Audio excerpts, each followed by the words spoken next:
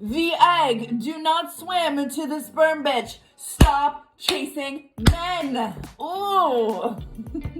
Okay, goddesses and my authors out there, we gotta debunk some science. That what we have thought about how sperm and our eggs interact is actually completely incorrect.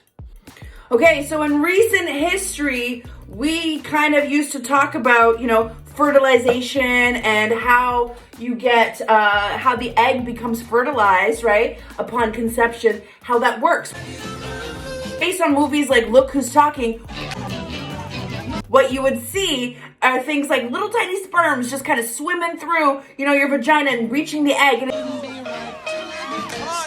it was like this idea, this thought process that like the fastest, stronger, the best sperm that gets to the egg is the one that's going to like magically unlock, Pandora's box of life. No, put me back in, put me back in. Kind of how we used to think it went. However, in 2020, new science has been released that has actually proven that to not be the case. Monthly, when our egg gets ready to deliver, right, during ovulation, what happens is that this follicular fluid actually forms around the egg. Follicular fluid, let's say that 3 times fast. What happens is that the egg will also emit these chemicals that will get stuck kind of like in this fluid. So what happens upon ovulation is that your beautiful little egg gets released and then it comes and travels down looking to implant.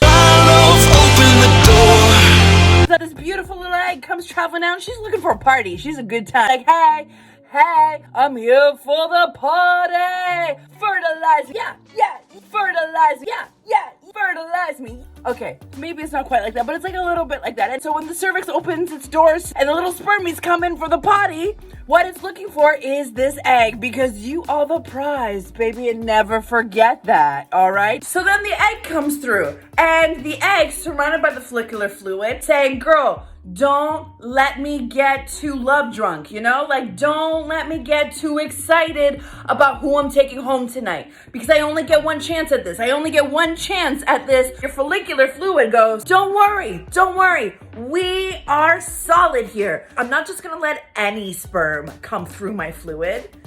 Okay, so then once the little spermies are released, like sending the cavalry in, once the spermies are released, they're searching for the egg. They're looking for the one. Like, hey, looking at your vagina walls and being like, this might be a good place to implant, don't you think? But instead what happens is that your spermies are met with follicular fluid. Your follicular fluid already has a guest list as to who's going to come to the egg party. So once the sperm and his posse gets to the fluid and gets to the egg will actually begin to transmit chemicals which will allow it to decide and discern which sperm may be more genetically compatible and successful for progression of fertilization. The egg says, okay, let them in, and then that's when the actual sperm get access to the egg because the egg is what allows the sperm to be orbiting up in her follicular fluid. Goddesses has made us think in our beautiful cabezas that what we have to do is like get all ready, get all peacock, be all beautiful and do all of these things and bend over backwards to attract the right mate. When instead, in the animal kingdom and even biologically speaking in our own bodies, it is exactly the opposite. What actually happens is that the prize, the very beautiful ovum, who is ready to create life and love, she waits patiently for the right sperm to come knocking on her door.